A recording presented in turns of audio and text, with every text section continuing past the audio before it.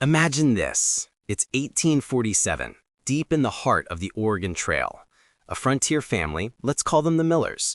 Hardy Pa, resourceful Ma, and their two wide-eyed kids, young Tom and little Sarah, huddle around a flickering campfire as dusk falls over the endless prairie. The wind howls like a distant wolf, carrying the sharp scent of sagebrush and wood smoke. Their wagon creaks under the weight of supplies, but hunger gnaws at their bellies after a grueling day of dust-choked miles. Pa reaches into a weathered sack and pulls out a strip of leathery meat, tough as boot hide but bursting with the smoky tang of survival. He tears off a piece, chews slowly, and passes it around. No spoilage, no waste. This is the food that keeps them alive when fresh game is scarce and winter's bite looms. What secrets did these pioneers hold in their larders that turned peril into perseverance? Stick around, because today we're diving into 15 frontier foods that never expired, the unsung heroes of America's wild expansion.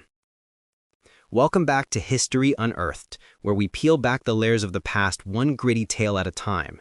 In this episode, we're exploring the American frontier era, roughly from the early 1800s to the 1890s, when over 500,000 souls braved the unknown in wagon trains, staking claims from the Missouri River to the Pacific.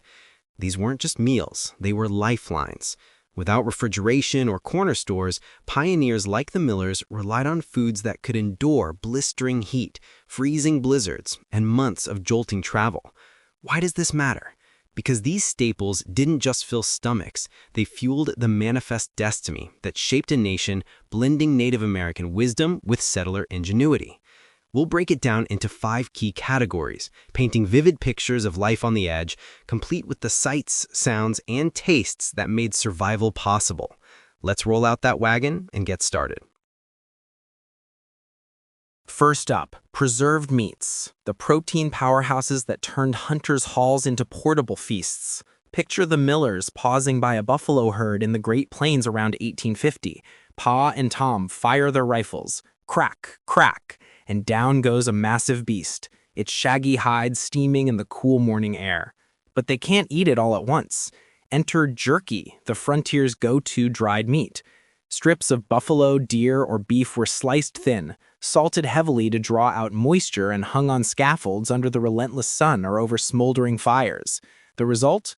Leathery ribbons, dark brown and tough, with a salty, smoky flavor that hit the tongue like a punch of wilderness essence.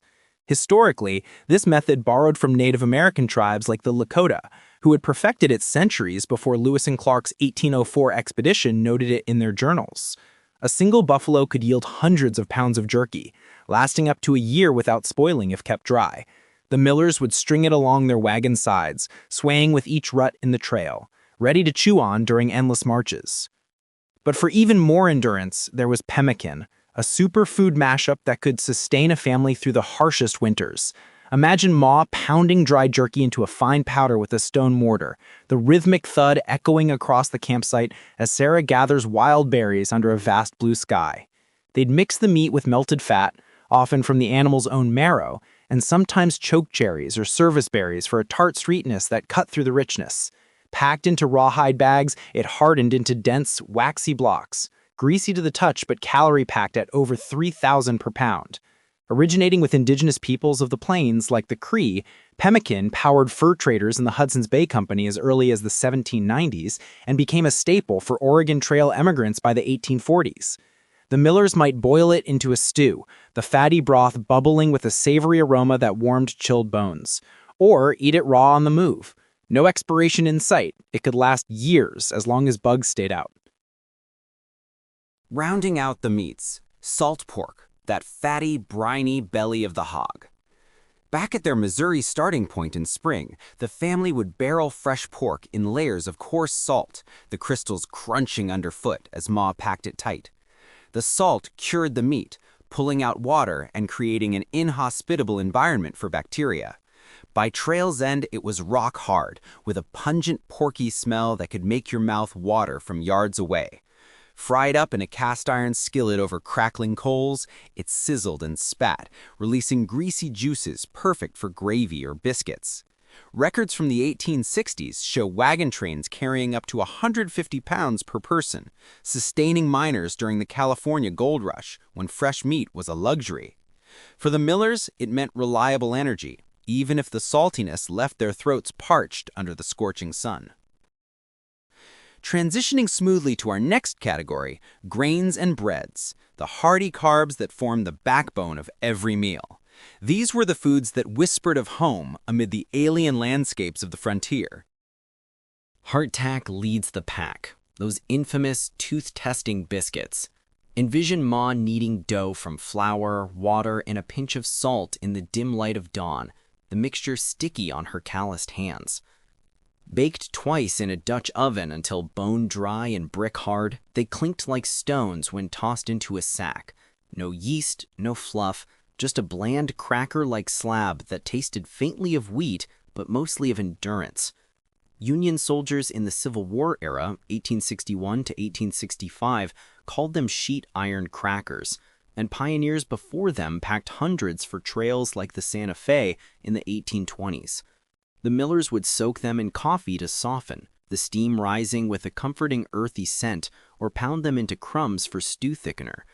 Infamous for weevils, those tiny invaders that pioneers joked were extra protein, hardtack could last indefinitely if kept from moisture, a testament to its role in feeding armies and settlers alike.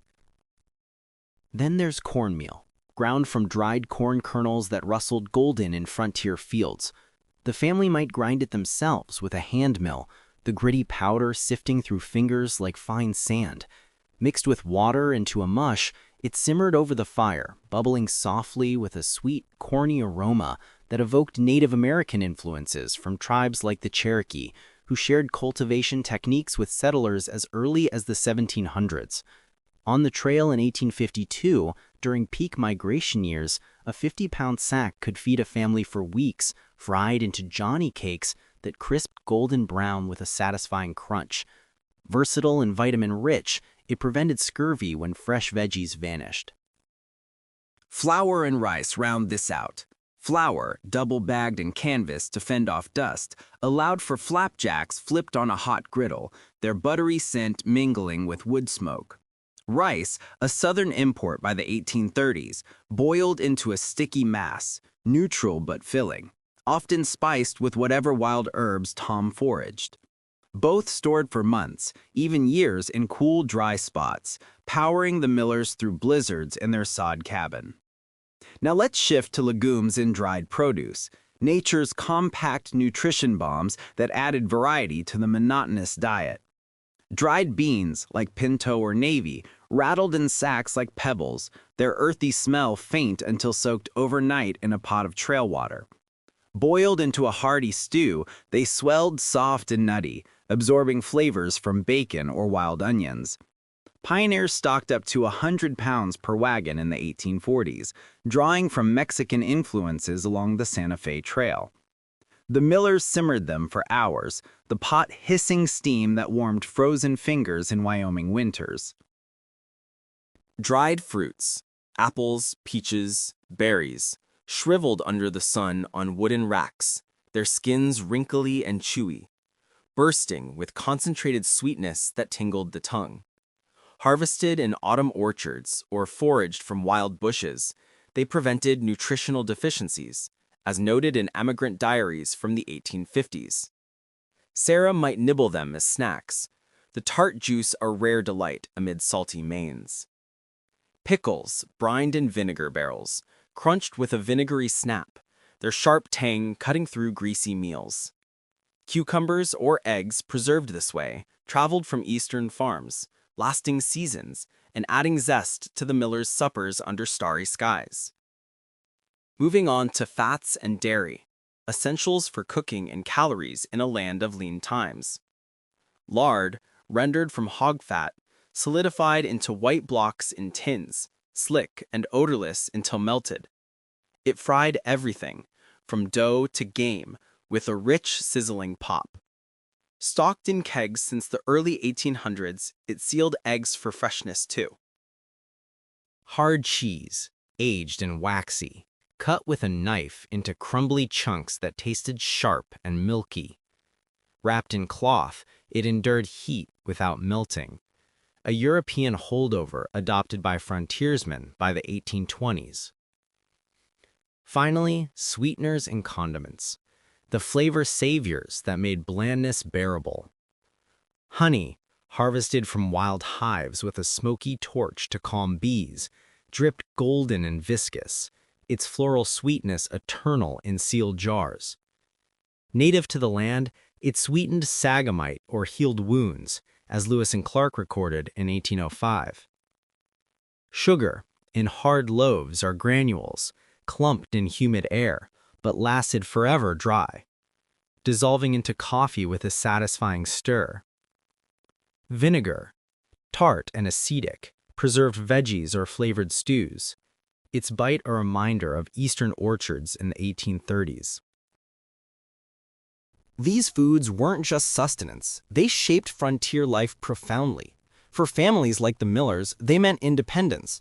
Homesteaders could endure sieges of weather or scarcity, blending self-reliance with community barters at forts like Bent's in Colorado, 1840s hubs of trade. Culturally, they wove native, Mexican, and European threads into American cuisine, fostering resilience that built railroads and towns. Without them, the West might have remained untamed, as historians estimate up to 10% of trail emigrants perished from malnutrition-related ills. And here's a surprising fact to chew on. Pemmican was so vital that in 1814, during the Pemmican War in Canada, rival fur companies battled over its control, proof that food could spark frontier conflicts as fierce as any gunfight. If you enjoyed this trek through history, hit that like button, subscribe for more, and let me know in the comments, which of these would you stock for your own adventure? Next time, we'll uncover forgotten frontier tools that tamed the wild. Until then, keep exploring the past. It's closer than you think. Thanks for watching.